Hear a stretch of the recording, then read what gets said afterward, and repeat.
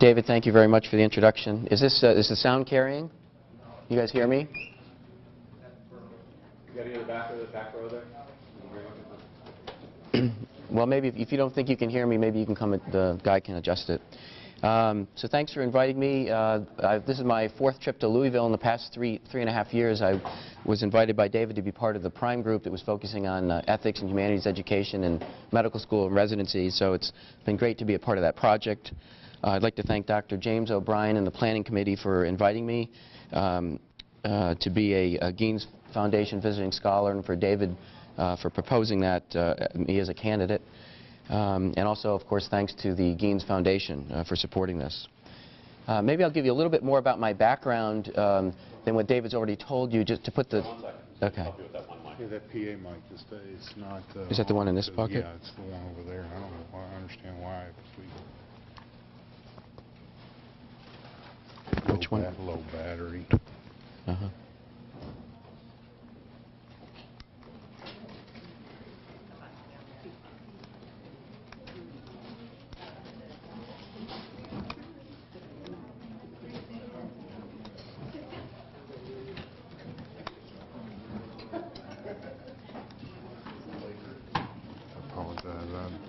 This is not my area, so I'm hoping that they're double A's, but if they're not, then we're just going to have to go without it. Batteries go down? Yeah, batteries, it says low battery on it.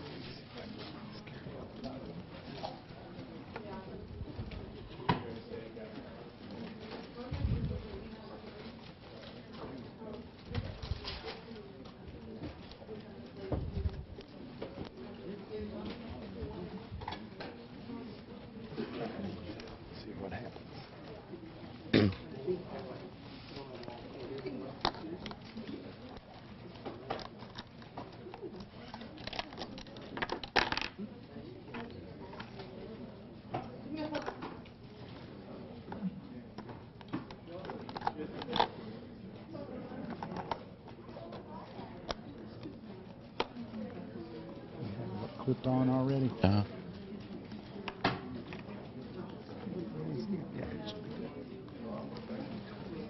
Is that better? Can people hear me now? Okay. All right. Well, again, I just wanted to thank David Dukas for inviting me and the Genes Foundation for supporting this, and apologize in advance for my voice. I don't usually sound like this. I've been sick for the past few days. Perfect timing. A little bit more about my background to put this talk into context. So when I came to Baltimore in 1983 to interview for the training program, it was still Baltimore City Hospital, and I was interviewing to train in the general internal medicine program. So I'm a general internist. Spent a year as chief resident, and then immediately following residency training, I went to the Navajo Indian Reservation in northeast Arizona, Fort Defiance, to spend 4 years working for the Indian Health Service and the Public Health Service. And then after that, did the 2-year fellowship in Seattle, but spent most of that time coming back periodically to the community I had worked in on the Navajo Reservation, trying to understand some of the ethical issues that came up in the context of that work. So that's a big part of what you're going to hear about today. The general sort of focus for the work, the presentation, is that acknowledging that we live and work in a very diverse society, and that presents all sorts of questions and at times challenges for the work we do in our clinical encounters with patients. I'm particularly interested in the ethical and moral issues that come up, and I'll be focusing on some of them today. I don't have any disclosures. The objectives for today's session is to recognize and appreciate the reality of living in a diverse society and the implications of such diversity for clinical practice, to review some specific examples, 3 in particular, of encountering diversity in clinical practice that highlight the challenges and concerns that we can encounter, and finally to learn an approach to responding for differences in diversity in clinical practice that I hope you consider to be ethically sound. Just a couple of background slides to sort of set the context for this. I think it's unquestionable that we live in a diverse society. The 2010 census data as compared to 2000 shows that the country is getting increasingly diverse. So while the non-Hispanic white population grew by only 5% between 2000 and 2010, Hispanic Latino population grew by 43%, the Asian population by 43%, American Indian and Alaskan Native by 18%, and the African American population by 12%.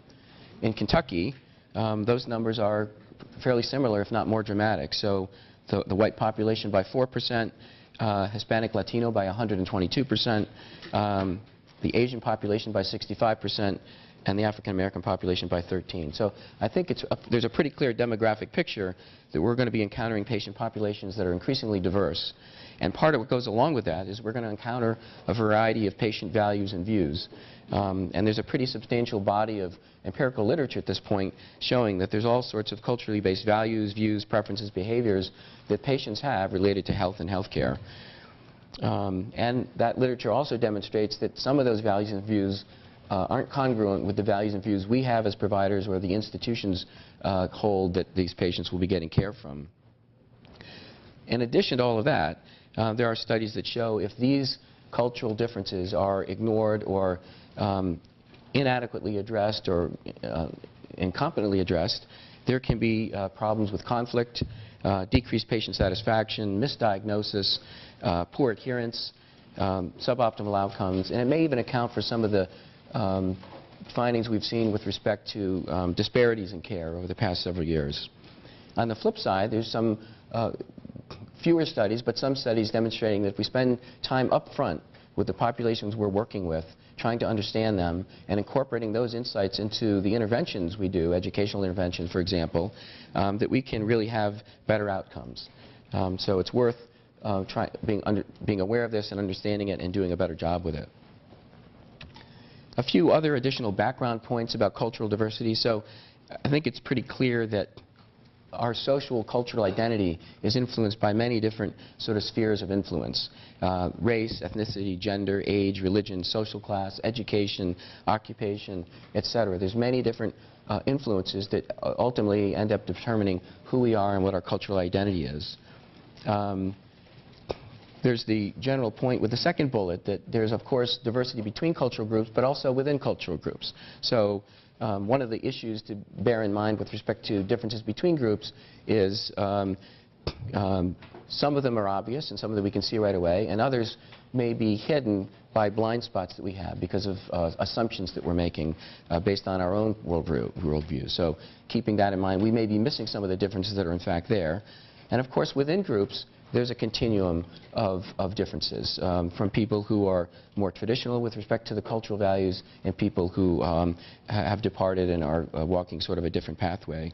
One of the key points there, of course, is once you understand part of what's going on in a group, you can't therefore generalize and say, well, everybody from that group feels the following way about these things or communicates the following way. And the final point here is, of course, that culture is dynamic. It's not static. It evolves over time. The changes can come from within the community itself. It can come from exposure to other groups outside the community. But one way or another, most groups, unless they're completely in isolation, are constantly interacting with other people, other influences, other communities, and changing over time. And so one of the lessons from that understanding is that a characterization at time zero may not hold at 5 years out or 10 years out or a generation out. And this is a constant process of revisiting, re-understanding, trying to understand in an ongoing way. So I think with that background, I think some fundamental questions get raised. Given that encountering diversity and difference is a fact, it raises the question, what's our response going to be to that? Generally, what's our response going to be? How should we be interacting with and communicating with and generally engaging others who are different from us? Is there a moral disposition or a quality or a virtue or an aptitude that we think is well suited for work in this area of diversity and difference? Are there limits to respect for diversity and difference? Is it anything goes, or is there some point where there's a threshold that gets crossed where we make a moral judgment that these following things are not okay? And then finally, is there a guiding conceptual approach that helps us make sense of all of this? I'm going to try to address each of these questions throughout the presentation this morning. And in thinking about these questions, I'm going to present you with 3 different concrete, sort of empirical examples that looked at particular communities that I hope you'll agree shed some light on these questions and how we should be thinking about this. The first is from my experience on the Navajo reservation. The basic point I want to make here is that it took me a while to figure it out, but there clearly was, eventually it became clear to me that there was a contrast between Western medicine and Western bioethics on the one hand, and more traditional Navajo culture on the other hand, in the following respect. So in Western bioethics, it's pretty standard in terms of communication for us to discuss negative information. Informed consent involves talking about the risks and bad things that might happen if you either do something or don't do something. Truth-telling, of course, can include giving people bad news. And advanced care planning requires people to imagine some future state where they're not doing very well because they don't have decision-making capacity, they're so sick that that's the case, and invite them to think about what would they want done under those circumstances. So it's not a very positive scenario. But those are the things we do, those are the things I do, those are the things I learned to do in training in Baltimore before I came to the Navajo community. And it's all motivated from the point of, based on the foundation of respecting people, their right to be self-determined, autonomous, and they need this information to make well-informed decisions. So the intent there is obviously ethically sound and really important. But I want you to contrast all of that with how traditional Navajos view the relationship between language and reality. It's different from how we typically think of it in dominant society. In traditional Navajo culture, it's held that thought, and therefore language, which is the external manifestation of thought, has the power to affect reality. This notion that reality is the mirror of language, rather than the more common post-Enlightenment view that language is a mirror of reality. Language is simply descriptive of what's already out there. That's not a uniquely Navajo view, by the way. The notion that the power of language affecting what happens is actually a pretty common view across the globe. The practical implication of that is that if you're a clinician like I was talking to a diabetic who hasn't been especially compliant with their medication, one of the things I learned to do in Baltimore and started doing in Fort Defiance, Arizona, was saying, but here are the downstream complications of not taking your medication. Diabetic retinopathy, stroke, heart attack, dialysis, etc. And same thing with blood pressure, same thing with refusing to get a screening colonoscopy. I found that a lot of what I was saying was focusing on the things that were problematic if things weren't done. And the reaction, given this traditional view of language, from many patients was that that was dangerous, bahadzid, or scary, iya. That those were things that a reputable healer would never say. Their own traditional healers spend most of their time in their ceremonies espousing positive ritual language to restore people from a state of imbalance to balance, from disharmony to harmony. So it's the power of language in traditional ceremonies, along with other strategies, that's actually moved people from illness to back to health. And particularly physicians, who are considered to have more power than the average citizen, it's especially troubling if they're saying these things. So what I've just described on this slide took me about 3 or 4 years to figure out. I was pretty firmly attached to my way of viewing things, and nobody gave me a briefing before I got there. But it's pretty clear that there's a conflict there. If I want to do the right thing for my traditional Navajo patient, what am I doing? Am I giving them fully informed consent with all the negative things that might happen? Or am I doing something else? And it wasn't clear what the answer to that was, and that was what I spent a couple of years trying to sort out when I did my fellowship at the University of Washington. And in that study, I'm going to present some of the results from that. We interviewed 34 informants that came from 3 basic subgroups. Patients themselves, traditional healers, and then a group from the Navajo community who were working, had been trained and were working in Western biomedical clinics and hospitals. So these are Navajos who are trained as nurses, physicians, nurse practitioners, social workers. And so they had a foot in each world, and their perspective, as you'll see, was really insightful and helpful. 2 of the major findings that came out of the study, here's one of the major themes, and I'll present a second, was that when communicating with patients, the informants who we listened to explained that it was important for providers to think and speak in a positive way. And the Navajo terminology for that is hojoja nitzikis hojoja sad. And literally translated, that means think in the beauty way and talk in the beauty way.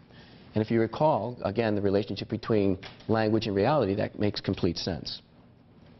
Here's what a mother of several healthy children had to say on this topic. She had somebody we had been sort of referred to because she was resisting attending the hospital's prenatal clinic, and the reason she was doing that was because every time she went there, the risks of pregnancy were discussed.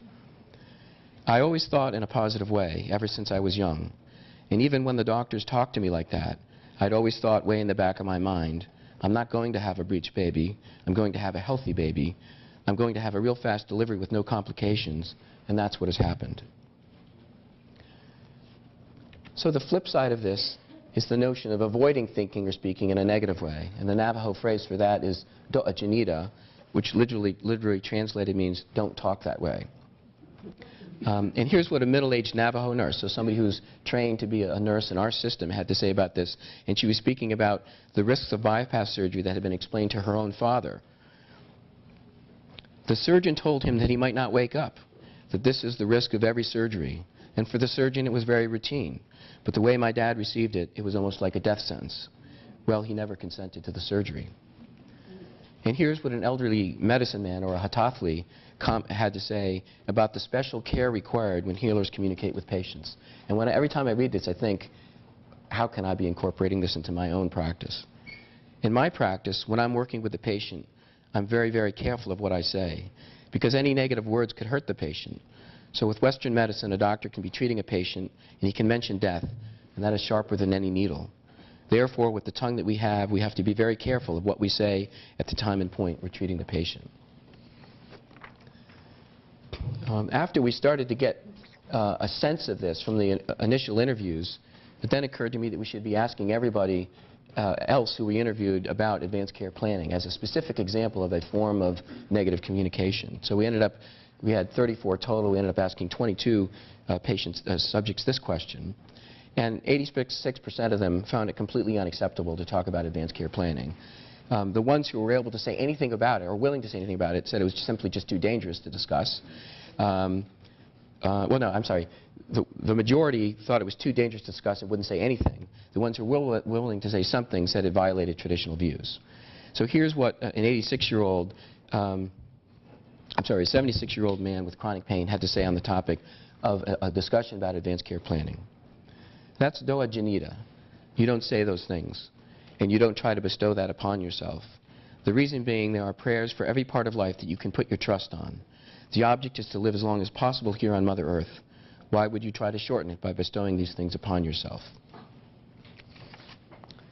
So I think a couple of implications from this study is the notion that traditional patients in this community may expect the communication that we have with them to embody and reflect their own traditional concepts and ways of doing things.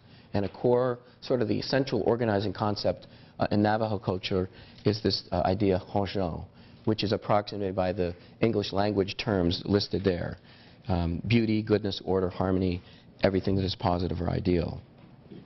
Honjo defines the traditional Navajo way of thinking and speaking and relating to other people in the surrounding world.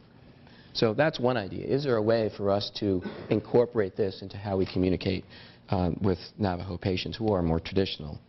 I think the other implication from this study is the question or the problem of coming up with bioethics policy, if you will, or healthcare policy that has bioethical implications at a national or even a state level in such a diverse society. How do you come up with a policy that resonates and makes sense for and isn't objectionable to subgroups? And I think, when I was there on the Navajo Reservation from 1988 to 94, during that time, the Patient Self-Determination Act was passed in 1991, I believe, which was the act that was promoting advanced care planning and requiring any adult administered to any hospital in the country to be told about this policy and the patient's right to do advanced care planning, which doesn't require them to do it, but depending on who's implementing the policy and how enthusiastically they're doing it, people may be handed a form and asked to fill out their living will. And for some patients, just introducing the topic, as we've seen, may be problematic or offensive. So how do you go about implementing this kind of a policy when you've got a population like traditional Navajos who are going to be affected by it? That's a complicated question. So then the question is, there's a gap that's been identified from this first study. What's in our data set from the interviews we did that can help us go to the next point here and potentially bridge the gap between Western biomedicine and Western bioethics on the one hand and traditional Navajo culture? Are there things that our informants taught us that can serve as a strategy for bridging the gap? And the answer to that, I think, is yes. I'm going to present that on the next two slides, a four-stage strategy that we gleaned from the interviews. And particularly helpful in this regard were the people from the Navajo community who were trained as healthcare professionals in the Western system. Again, people who had a foot in each world and could see where the conflict was and were particularly insightful about coming up with strategies for trying to bridge the gap. So the first step, everybody said, was you gotta know who you're dealing with here. You've got to make an assessment. You know, for some people, this is going to be out of the question. For some people, it's going to be perfectly okay. And there's going to be a group in the middle who it may be troubling to have conversations like this, but they may be willing depending on how you do it. So number one is figuring out who you're talking to. Always a good thing for any patient encounter. Then the next step before you get to communication is preparation. And that was tied up with issues of trust. Certainly a big issue among any Native American tribe, given the historical relationship between mostly white government officials and the tribe, involving family. And then this notion of traditional healers, maybe like a ceremony before you have a conversation or a prayer to protect them. But this notion of warning and explicitly stating that you intend no harm. So let me read you a quote from what one of the, I think this was a social worker who was Navajo, had to say. I think we have to find ways of presenting information that's not upsetting to patients, like prefacing our statements with, the information I want to give you is a very difficult subject. It's difficult for me to give you the information, and it may be difficult for you to hear it. But both of us agree that we need to discuss this. And I don't wish you misfortune or want anything bad to happen to you, but here's the situation. And then you go into the subject matter that has to do with giving information about a disease that's incurable, or working with a dying patient, or discussing advanced directives or anything. You just have to get them prepared.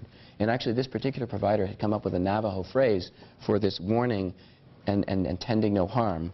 Don't inzin sad it ada. I do not intend to witch you by what I'm about to say. So apparently, that goes a really long way. If people understand your intent, that it's not evil, that you can be trusted, that you're not trying to harm them, it may make it easier to hear these things that otherwise would be considered dangerous. Communication itself, a variety of strategies. Certainly, doing it in a way that embodied another important Navajo concept, which involves caring, a kind, respectful approach, that is the concept that orders all social relationships, is important. The strategy of making reference to a third party rather than the patient themselves. This might happen to some people who don't take their medicine, as opposed to this will happen to you if you don't take your medication. It seems like a trivial maneuver, but can make all the difference. And then the notion of positive talk, respecting the power of language in Navajo culture by framing the discussions in a positive way, consistent with the concept of Hojo. So here's what a traditional healer had to say on this topic of the power of language. If you say this medicine is for your high blood pressure, and you've got to take it like this, and if you don't, one of these days you're going to get worse, and maybe a year or two later you're going to be dead, well then right there, that guy's going to back away from you. That's the negative aspect. Tell him instead, if you follow this example, you will get better. You will feel better. You will feel good. Mention the positive thing. That's what people want to hear. Another informant said it's important in traditional Navajo culture to live to the 4th generation. So you could say that. If you want to live to see the 4th generation, take your medication. The negative is not explicitly stated, but it's implied. And then finally, as in all good medical care, follow through. So ongoing communication, maybe having a traditional prayer or ceremony at the back end.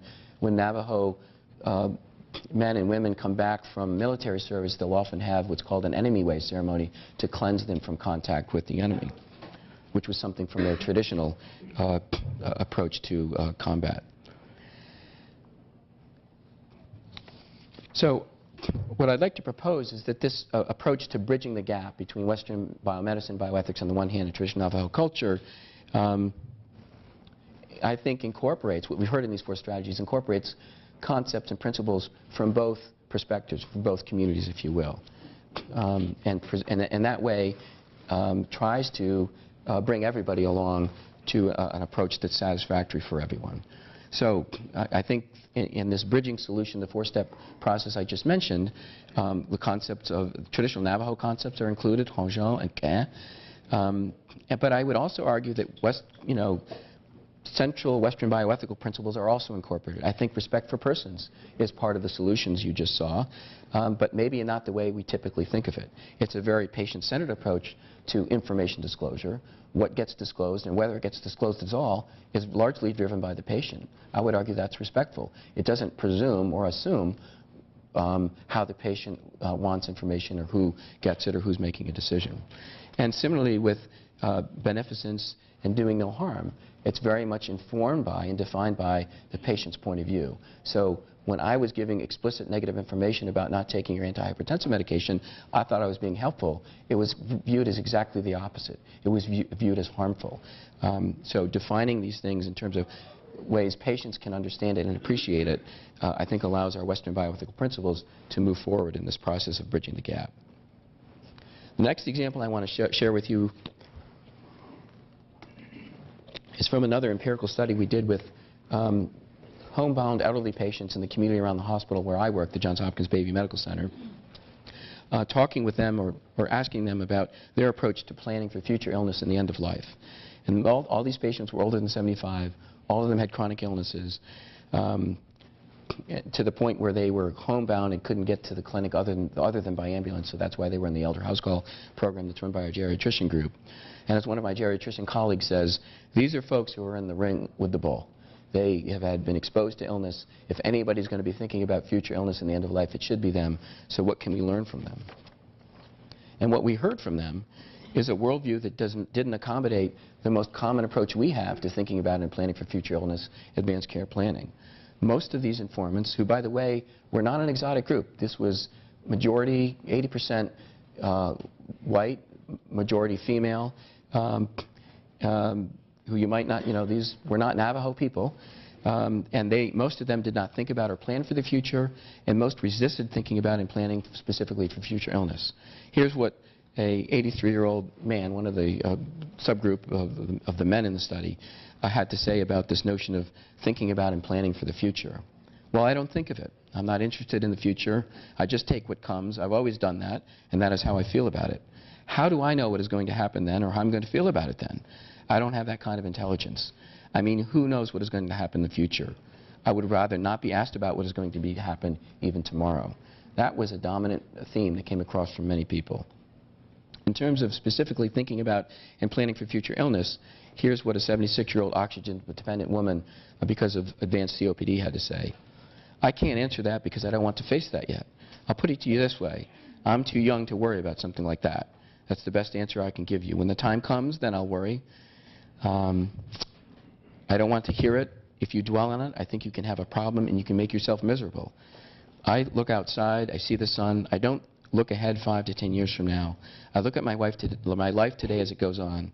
And again, when I get older, I might start worrying. And I said to her, well, how old are you? And she said, 76, too young for that.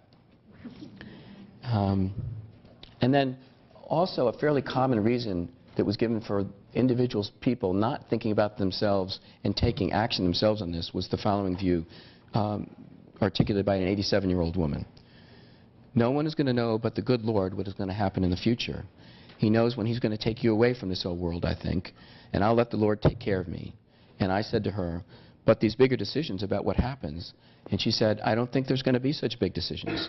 I think the Lord's just going to take me some night in my sleep. I think God knows when he should take control.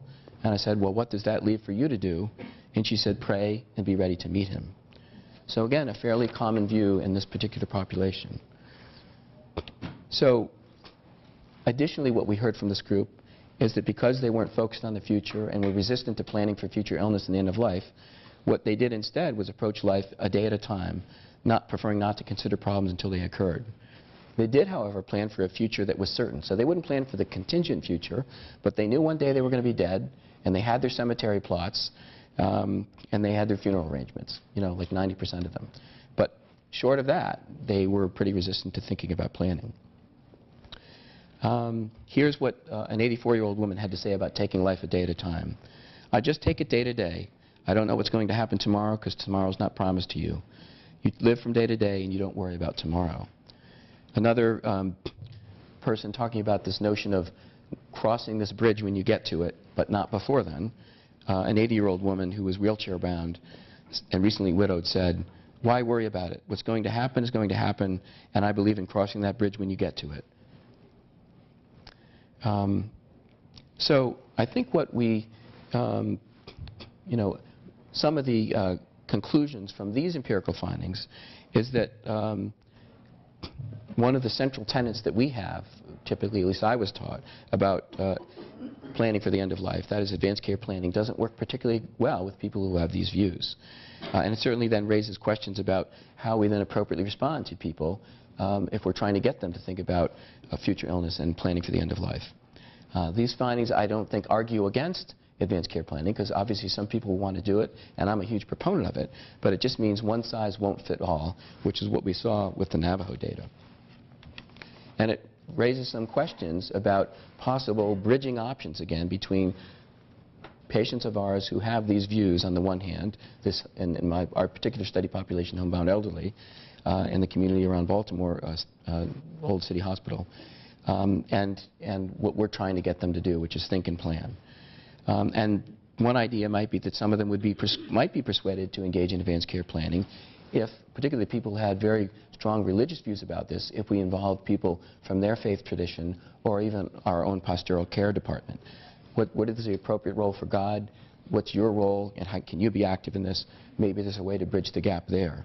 Certainly focusing on a healthcare agent, so the decider rather than the decisions, might be one strategy. At least get a decider in place, have whatever conversations you can with that person, but at least we've got that part covered.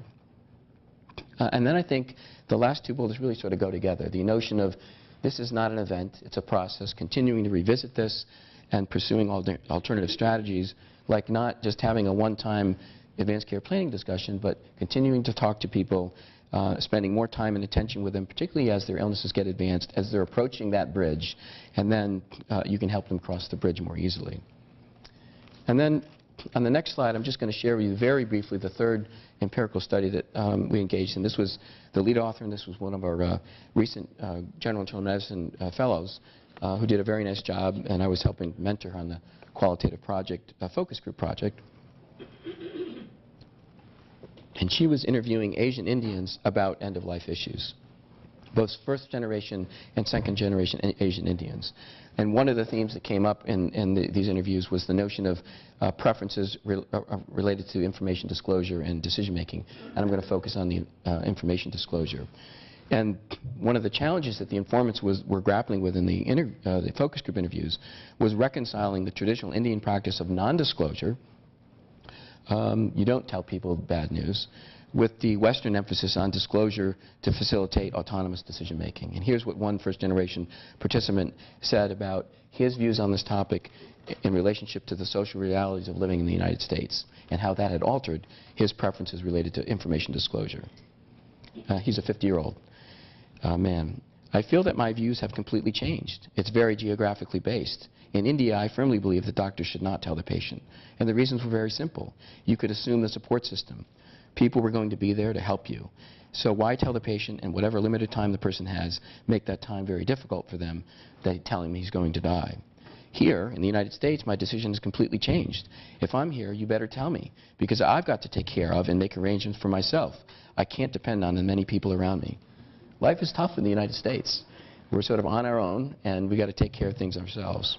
It's an overstatement, of course, but that's how it was being perceived by this subject.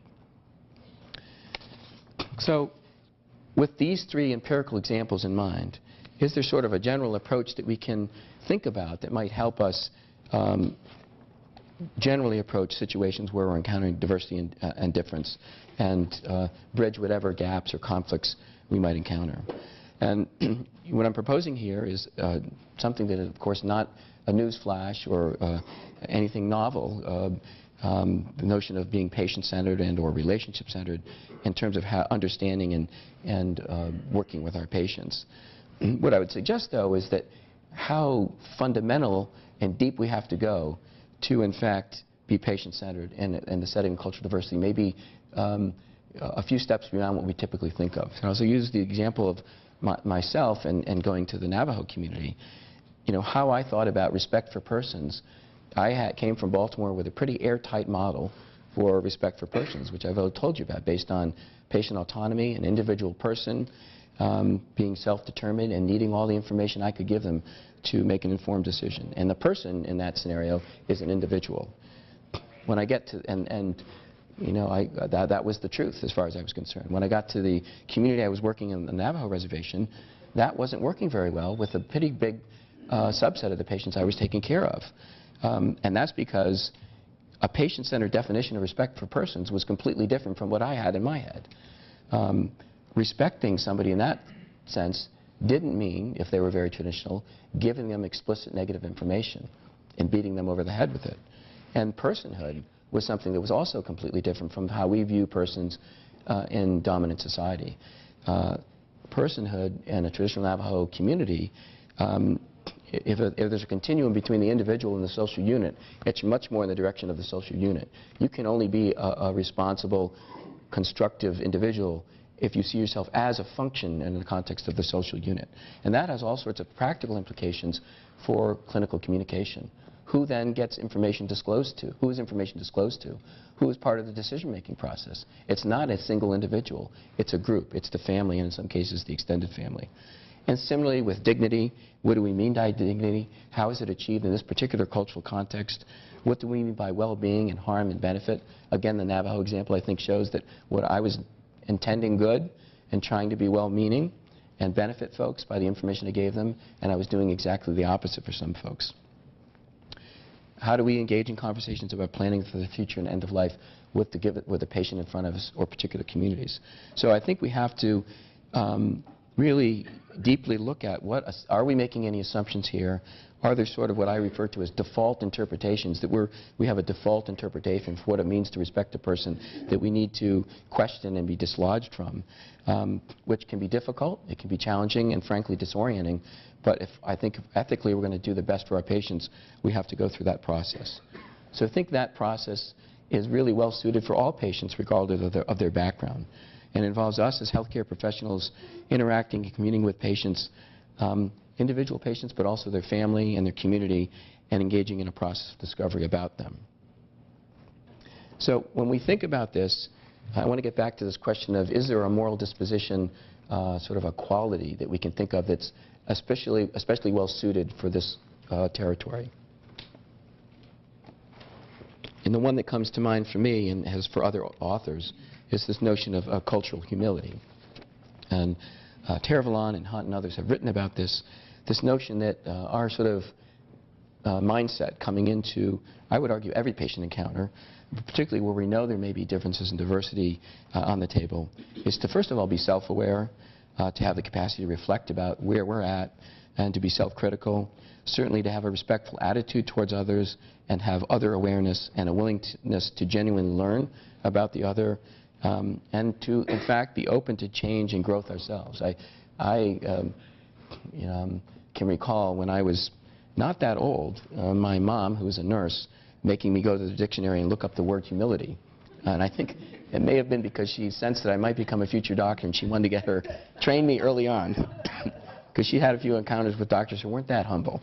But I have to say, when I came to the Navajo community from Baltimore, I wasn't that open to alternative ways of thinking about, bioethics and informed consent. I really had to be pushed and actively dislodged, and I was completely disoriented when I got to the point where I really started to understand where my patients were coming from. But it really was a very transformative experience for me and informed everything I have done since then. So I think humility is a really nice quality to have in mind in all of our clinical practice, particularly in the context of diversity and difference. And then in terms of a conceptual framework that I personally think is helpful, is the notion of pluralism. There's a continuum of sort of moral theory or moral approaches to differences of opinion. Way off on the left, I'll say, is relativism, and way off on the right is absolutism and universalism. And I think somewhere in the middle is pluralism, at least that's how I see it. It acknowledges the fact that there are multiple realities, principles and concepts and norms. I mean, I could never have imagined the organizing principles and concepts of traditional Navajo culture before I went there and learned about it. So my moral imagination was stunted in that regard. But that's a completely different reality, or at least a significantly different reality. And I think it's actually a very beautiful way of thinking about the world and interacting with others. And who am I to say they're wrong about that? So pluralism acknowledges these differences. It acknowledges intra as well as intercultural diversity. It acknowledges culture as dynamic and evolving, and accordingly gives people wide latitude to decide for themselves how they're going to live their life, how they're going to communicate, what they're going to value, what's going to be important to them. And of course, if different groups of people are doing that the same way and end up in different places, there's the potential for tension and conflict. So that's where we need dialogue about differences. We need a collaborative, negotiated approach as opposed to imposing values on other people. I don't think the sky's the limit there, so I think I use the terminology of restricted pluralism. So I think there probably is a point where there's certain behaviors or practices that we would all agree cross some threshold, perhaps a human rights threshold that we find morally important, and we want to make a moral judgment about it. Ruth Macklin, in her book that was published in 1999, Against Relativism, gives several different concrete examples of that. And she offers, as in her own opinion, female circumcision, or she refers to it, female genital mutilation, the practice of early marriage of girls in Nigeria as young as 8 and 9 years old, the treatment of Hindu widows in India and their plight after their husband dies. All are examples she points to as crossing some sort of human rights threshold and can't be tolerated on the grounds of respecting cultural differences. So I don't think the sky's the limit, but I think those horrible examples that cross a human rights threshold is a really small part of what we're talking about. I think below that threshold is most of the territory and gives a large sort of latitude for people to define for themselves what they want to do and what they think is important. A couple more comments about this general topic of diversity and difference. One is the notion of right of conscience, so the idea that we as physicians have the right to have integrity with respect to our own values and our own beliefs and can't be forced to do something that violates them. The American College of Physicians Ethics Manual, published just a year ago, the 6th edition, addresses this explicitly. I'm going to read the whole quote. Part of it's on this slide, because I think this is an important issue, not something we often talk about, something that happens, and I think it's something that, on the one hand, I understand, but I think it has to be implemented cautiously in a society where we're going to be encountering people different from us all the time. So physicians and patients may have different concepts or cultural beliefs about the meaning and resolution of medical problems. The care of the patient and satisfaction of both parties are best served if the physician and patient discuss their expectations and concerns. Although a physician must address the patient's concerns, he or she is not required to violate fundamental personal values, standards of medical care, ethical practice, or the law.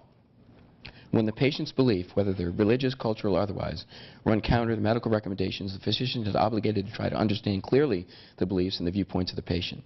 If the physician cannot carry out the patient's wishes after seriously attempting to resolve differences, the physician should discuss with the patient his or her option to seek care from another physician, so transfer of care.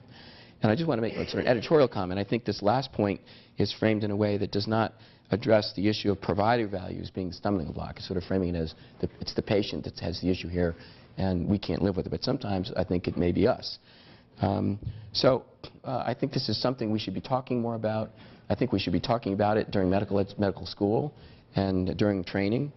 My own personal, I think transfer of care is a viable option, although I think if you as an individual practitioner are constantly transferring people, I think it would bear some reflection about your practice and your values, and are they too narrowly defined. I think the transfer option becomes more challenging if you're the provider of last resort. For example, you're in a rural area, like I was on the Navajo Reservation, and the next hospital is a few hours away. That becomes problematic. So I think the right of conscience sort of card should be managed in a way that we should manage it in a way that it doesn't result in our personal values being effectively imposed on any patient who doesn't share our views. I think we have to be cautious about that.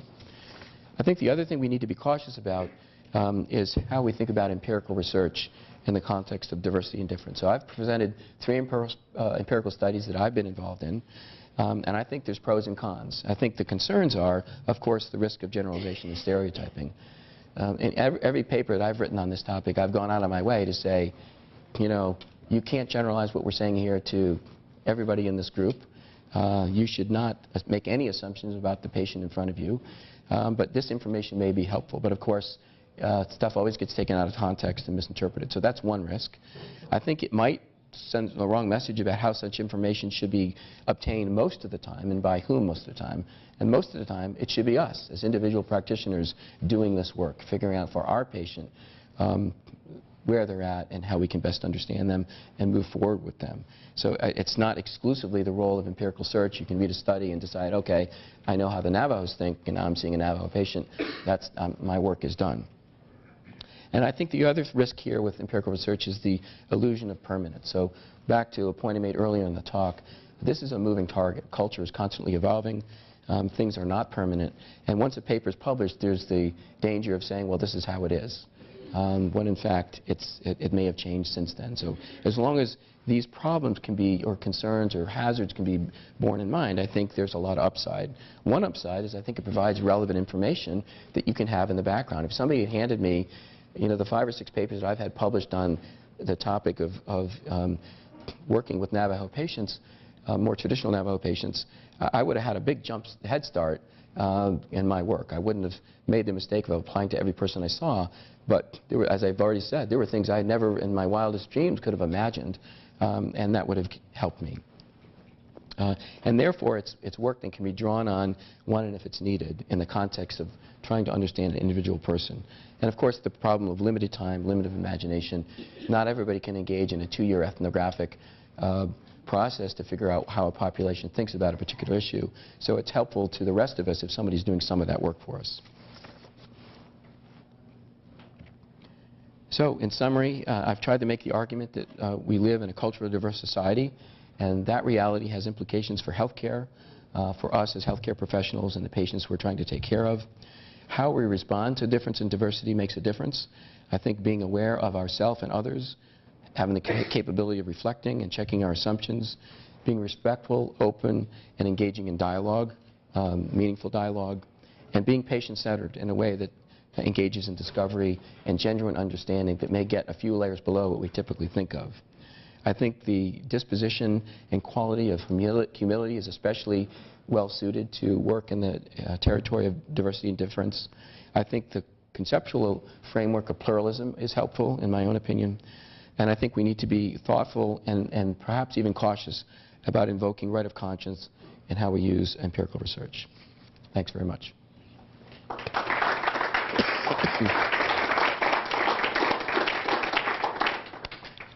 I think we're open for questions. And go ahead. Just preface this by saying I'm both a bioethicist and a physician, so my critique comes from that perspective. Really loved your talk, and would like to just point out that there's a lot of psychological evidence showing that telling patients that bad things are going to happen if they don't take their medicine doesn't work very well, even for people of European descent. And also that people in our society, in Western society, don't act as autonomously as we imagine that they do, and they don't want to act as autonomously as we imagine they do. So they're part of families and networks and right, everything. and they want their family members to make decisions for them, and they want to help their family members make those decisions. So I think insofar as we as physicians and by extension bioethicists have a cultural conflict with the whole rest of our society, I think humility is called for in pretty much everything we do. And I think that your exploration of other cultures really helps us bring that into clarity. We have a lot to learn about the way we do our job. Mm-hmm. So I'm supposed to repeat that, is that right? Or, okay. So I'll do my best to briefly paraphrase that. So one of the points you made was the idea that even in sort of more dominant society and culture, focusing and emphasizing the risks may not work that well for the average patient in terms of the outcomes we get. And that the average patient from dominant society may not want to approach information disclosure and decision making and other things as autonomously and as individualistically as we may think. You know, almost every community and culture that I'm aware of, family is a really important part of their lives. And so having other people involved, other people aware, other people participating, everybody's part of a social unit to one degree or another. So I agree with you completely. To expand that a bit, it occurs to me that many of the concerns of the Navajo belong to good processes in interpersonal development. Anytime we speak negatively to a patient, that tends to torpedo the conversation rather early. One of the problems, I suspect, is the crunch on time that physicians and others face.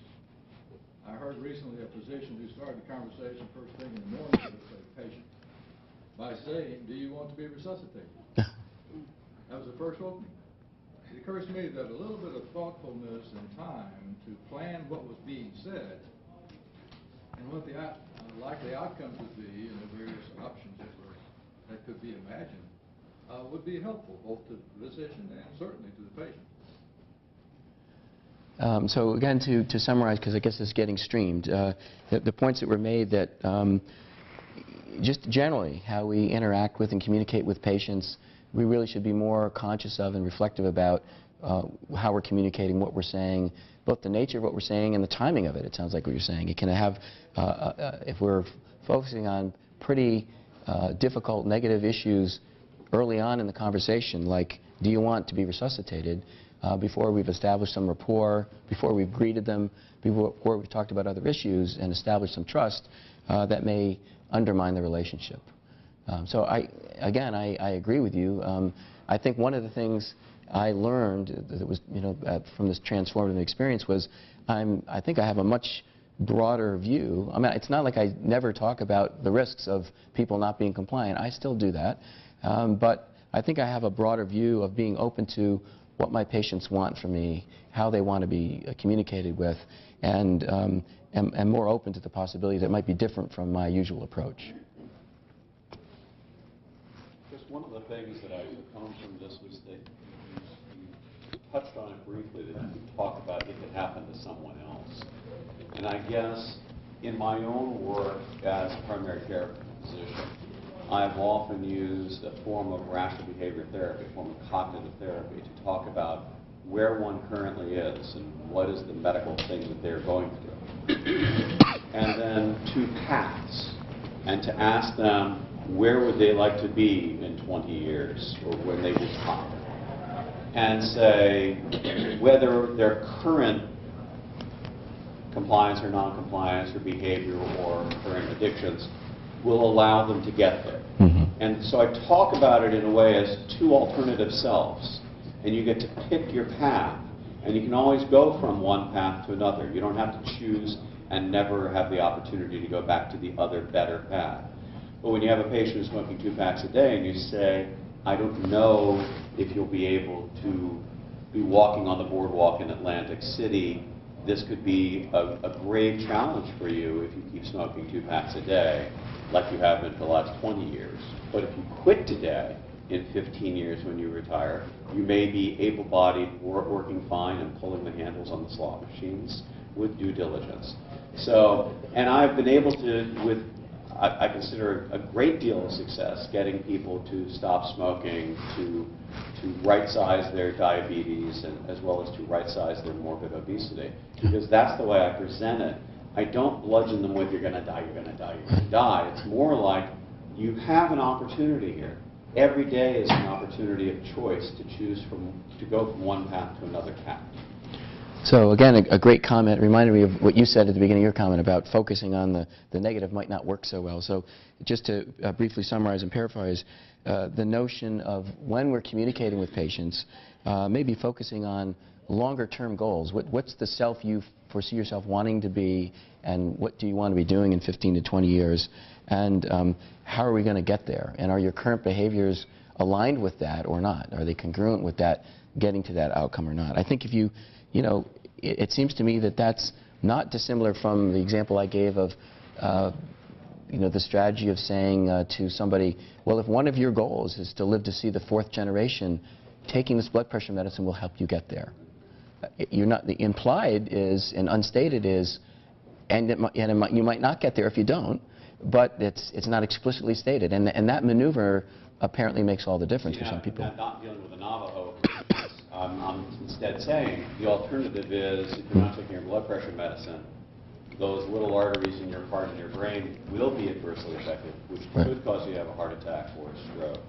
But you don't want that. Right. You want to be healthy and able-bodied. And so I do help them articulate what the other path looks Right, like. right. But that the difference is it's not It's not exclusively the negative. it's not a fate.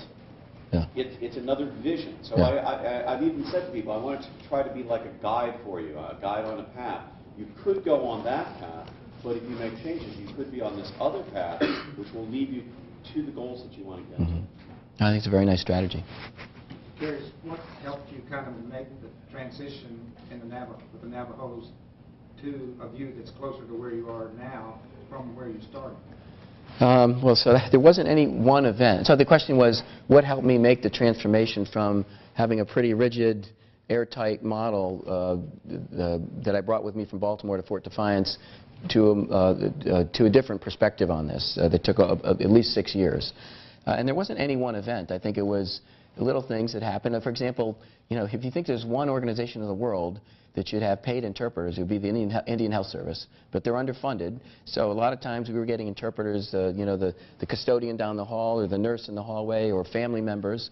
And I could tell. Actually, some nurses would sometimes, or family members would take me. They wouldn't interpret what I was saying. Or they would pull me aside and say, "You can't say that." And what do you mean I can't say that? That's the truth, as I see it. So episodes like that where people were sort of actively counseling me, saying, look, you're going about this the wrong way, or patients might not come back to see me because I lean on them too hard, and the fourth visit where they're not taking the medication. So I think part of it was becoming increasingly aware that, and I was really interested and focused on ethics. I wanted to be doing the right thing and saying the right things and facilitating respect.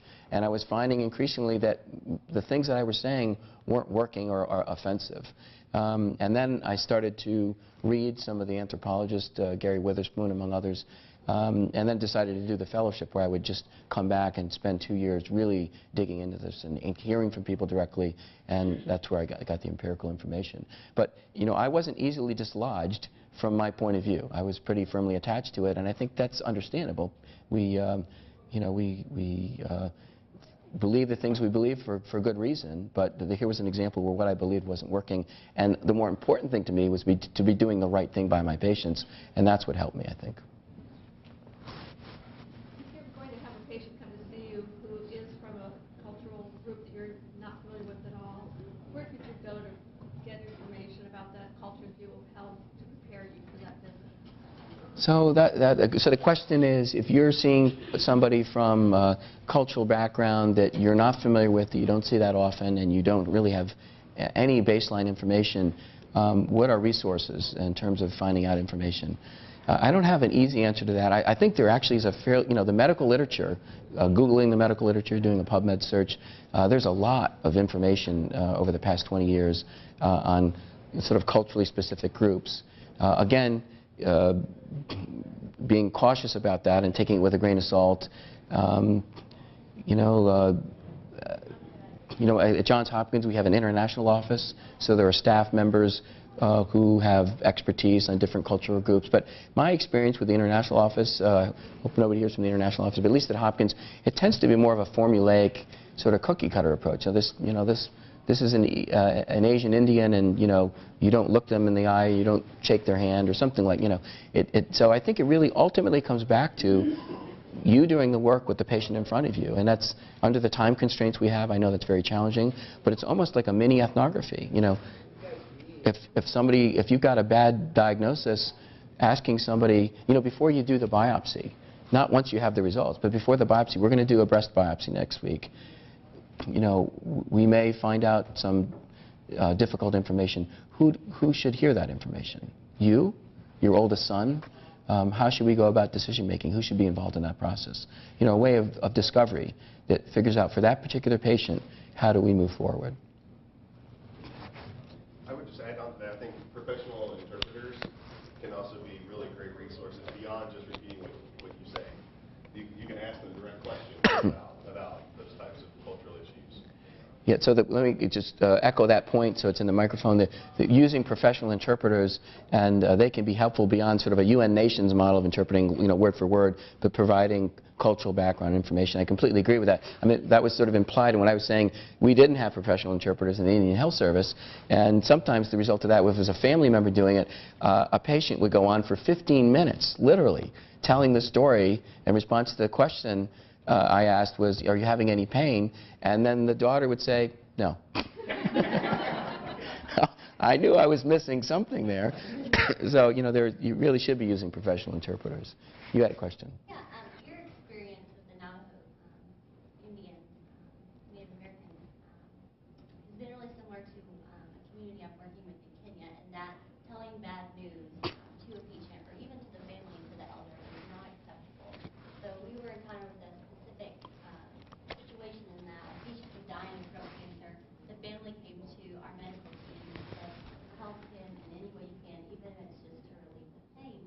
And we were able to do that for him. But don't tell him the diagnosis? Right, but don't tell him that he was going to die. Right. And we couldn't even our interpreter said, don't tell the family that he's likely to die. And so one of our fears is that if we did intervene and we did give strong pain medication,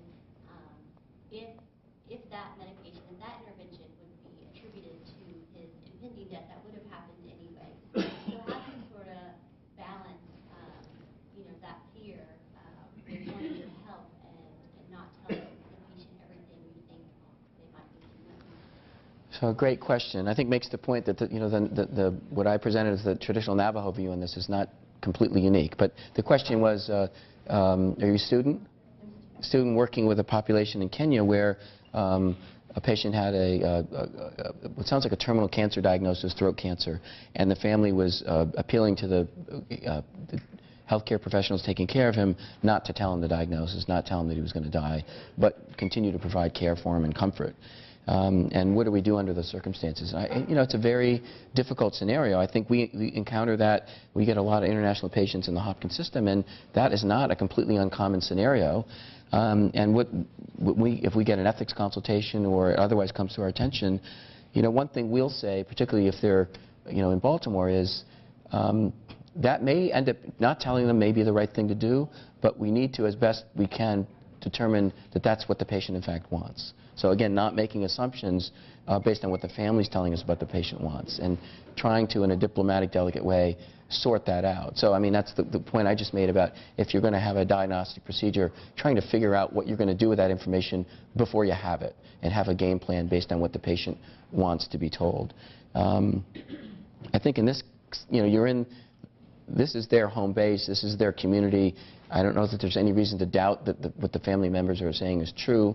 But if there was a way to, did anybody have an explicit conversation with the patient themselves about this, or they were asking you not to even do that, not to find out? Not to even, that's pretty challenging. I mean, I think if it's in the context of a widely held cultural perspective that's very common, and there was evidence that that's how this person, you could find out, like, how did this person interact with healthcare professionals in the past? Who took care of them in the past, and was this consistent with how they operated? And if it all fits together, then I think probably honoring that is the right thing to do. You raised one point when you're talking about if we can get someone else in the family to act as an agent, a durable powertrain, I guess is what we're relating to.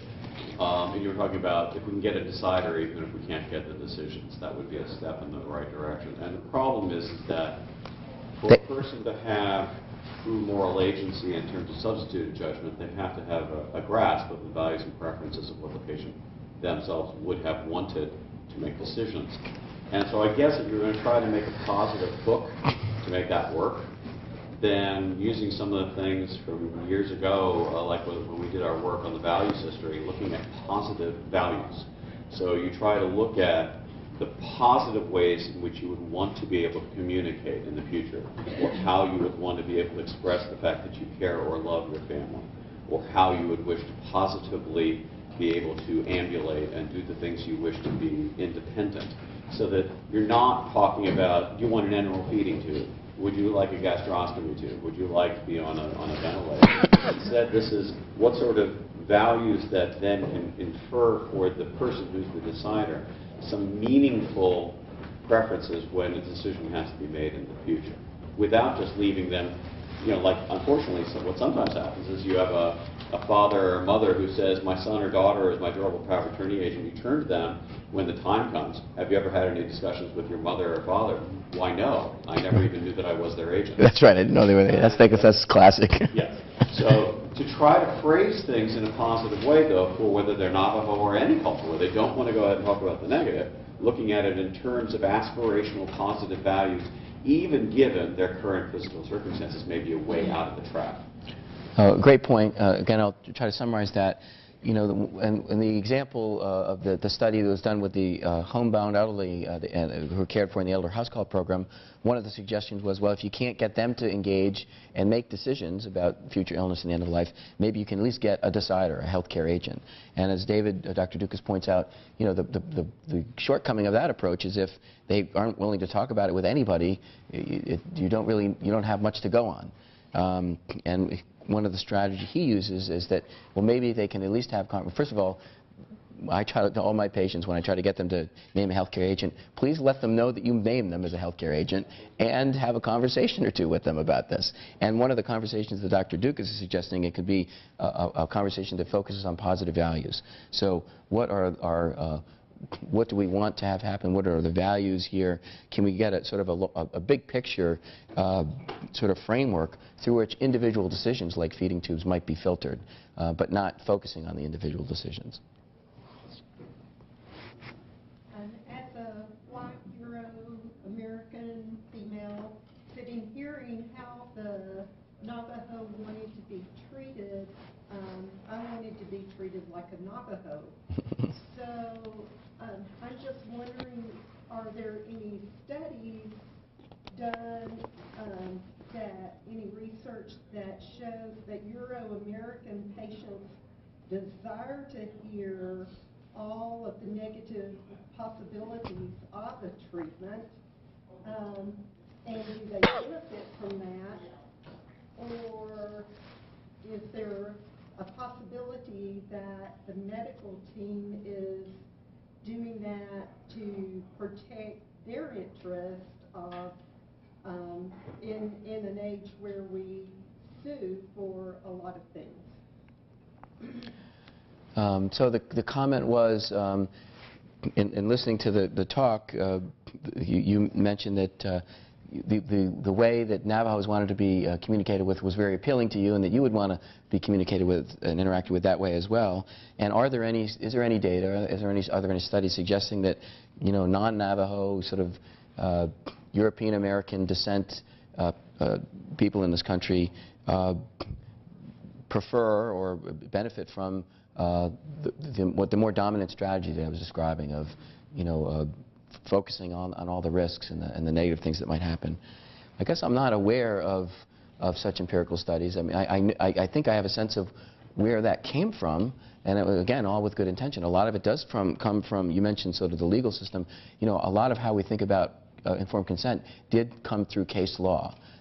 In famous legal cases in the 20th century, the 1900s, starting in New York Hospital versus Schlondorf, I think it was, in the first few years of the 1900s, and important cases since then that established the importance of consent, and then that consent being informed, and the nature of the information being sort of subject-oriented rather than the professional standard. And all of those things make sense, but they do lead to a fairly legalistic sign on the dotted line approach. I don't know what this. Are you aware of any studies that sort of early 90s, Linda and Zeke Emanuel had a bunch of things on advanced care planning and how patients wanted to be divulged information about advanced directives rather than having the doctors not divulge it. We did some work at the same time showing that doctors were resistant to sharing information about advanced care planning with patients because they were afraid that their patients or the families themselves would recoil from the information being divulged. So I likened it to girls on one side of the gym and boys on the other side of the gym at the time of the dance, when finally you have to get one person to walk across the dance floor and actually start dancing. Unfortunately, the doctors were thinking they are not wanting us to talk about this, but patients were saying, I am waiting for my doctor to start talking about this. The doctors were saying, but we're waiting for the patients to come ask us about it because we don't want to initiate. And so the Patient Self-Discrimination Act kind of pulled the cork on all of that and said, no, you've got to actually be talking about it. But I think I heard you saying this slightly differently, that is there evidence that when doctors finally do get around to talking about it, do all patients want it? Is that right? Right. I don't think there's any evidence-based medicine literature specifically about articulating the negative outcomes type thing, that if we don't do this or if we do this, these bad things will happen. I don't think there's been a empirical study of the message. Yeah. There's all sorts of evidence in things like weight management about interventions of, you need to eat healthier, you need to be more active, otherwise you're going to die. And comparing that to motivational interviewing, types of things that Dave was talking about doing. And it's really clear that the interventions that focus on helping patients attain their goals in a positive way are way more effective than the dismally ineffective bad information. You're going to die if something works well. This is in the psychology literature? Yes. Yeah. This doesn't work well. Yes. I had a question. I recently saw some statistics that said something like 80% of doctors don't want to be like resuscitated or something like that, whereas about 80% of the public do want to be resuscitated and want everything done to them at the end of life. Do you attribute that to poor education, like a different culture, or are these numbers just wrong?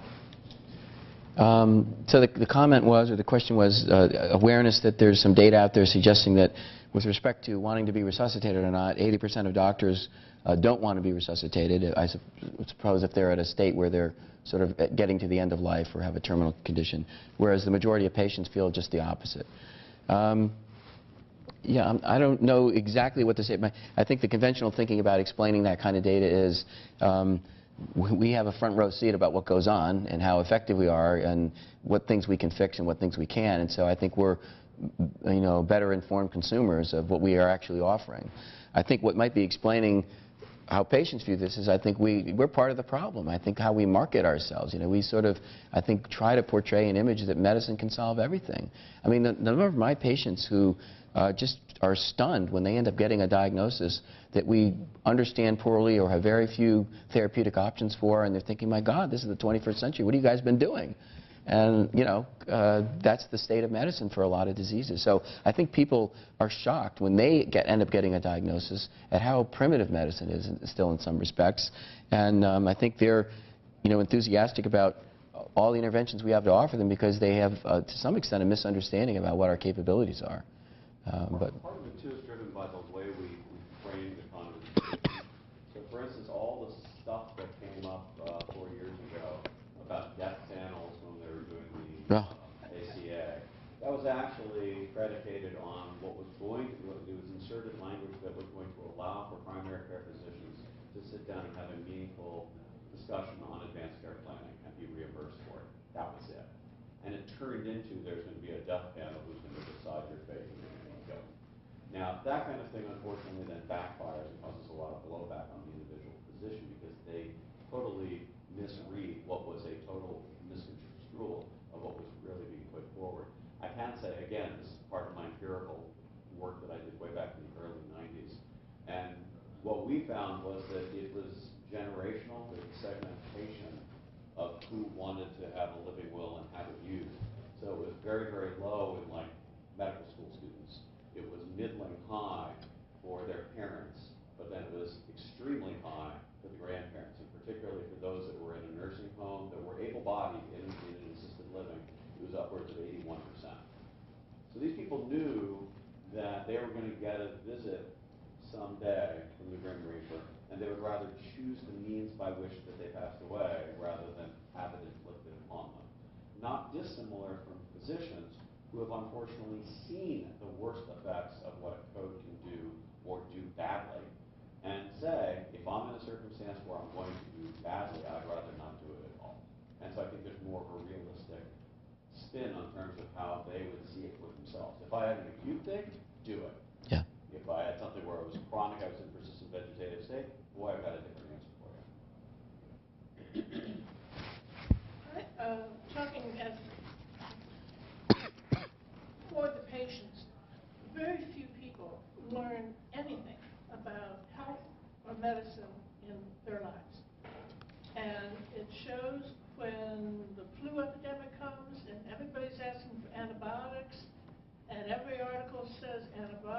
work for viruses, and people keep saying, Yeah. I want my Z-Pack. Uh-huh.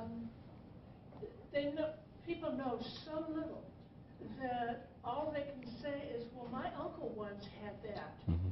And so they'll learn from an anecdotal experience and then decide that's how it's going to work for them if they have it. So if you bring up negative things, they really cannot put it in a balanced context. And I think it's that huge information gap that causes some of this problem. You'd rather not hear it at all because you really can't deal with it. So the point was made about sort of the lack of information that we get during our lifetime, but I think, particularly in our educational, our formative years as children and adolescents to prepare us for adulthood, where is the, sort of a failure of transmitting information and educating all of us about health and health issues and the limitations of medicine. I think you started by saying, where is that happening? And that's a great point. I don't, I agree with you. I think, when I see patients, just fundamental understandings about biology and the body and therapeutic options and the limitations of those options, people don't have that. And you're constantly working against some of the marketing that's going on out there. Some of it's coming from us or pharmaceutical companies. Go ask your doctor about this drug. So they are getting information, but it's skewed and coming from perhaps in an imbalanced way from other parties. I am aware that there is a little bit of a trend. There was a presentation at the ASBH, the American Society for Bioethics and Humanities meeting last October by a high school teacher who's incorporating a bioethics curriculum with her high school students. So an effort to sort of at least bring some of that kind of material into high school and teach it to her students so that they have some sense of how to think about these issues so that they'll be informed consumers at least in that domain. So I thought that was pretty interesting, and I'm aware now that other high schools are trying to do that. Any other? I just want to thank you for bringing in and mentioning the use of ceremony, whether it be before or after or both, in framing the discussion, in the topic to discuss with the patient or family, but also using that as a way to build the atmosphere as well as blessing. I find that I found that whenever I've done ceremonies with folks, it lowers the anxiety tremendously on many different levels. So the comment was about a remark that I made in presenting some of the data from the Navajo work on the use of ceremony, both prior to engaging in a conversation that might be difficult and misinterpreted and then the back end, sort of a cleansing opportunity. And I think one thing that I didn't really say much about because of time is that another sort of part of the experience there that was transformative for me was the other thing that I brought with me from Baltimore to Fort Defiance was a pretty ironclad view about biomedicine. And I'm a doctor and I'm the health person. And I came to a community where there were options for people. There were Native American roadmen, Native American church and the roadmen, the Hatathli, the traditional healers. And one of the things, the Indian Health Service had really evolved over the last few decades by the time I got there from one of being sort of arrogant and dismissive of traditional healing to a more collaborative approach. So many of my patients would be visited in the hospital by a diagnostician. Some would even want to leave for a day or two for a ceremony that was always a little tricky depending on what we were treating them for. But we had, and some of the newer Indian Health Service hospitals have a healing space built and contiguous with the hospital. So it's much more a process of collaboration, working with the population, the healers in that population. I don't think it requires you as a physician to believe necessarily that everything that's being done is working. What's more important is that your patients believe it.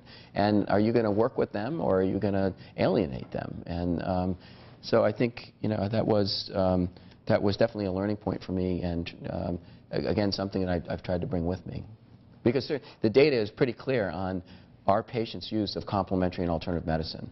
A lot of patients there's a whole parallel sort of health system for them that they're very active and involved in that we know very little about unless we ask about it. And if we are dismissive of that, that may not work in terms of their relationship with us. you very much. Thank you.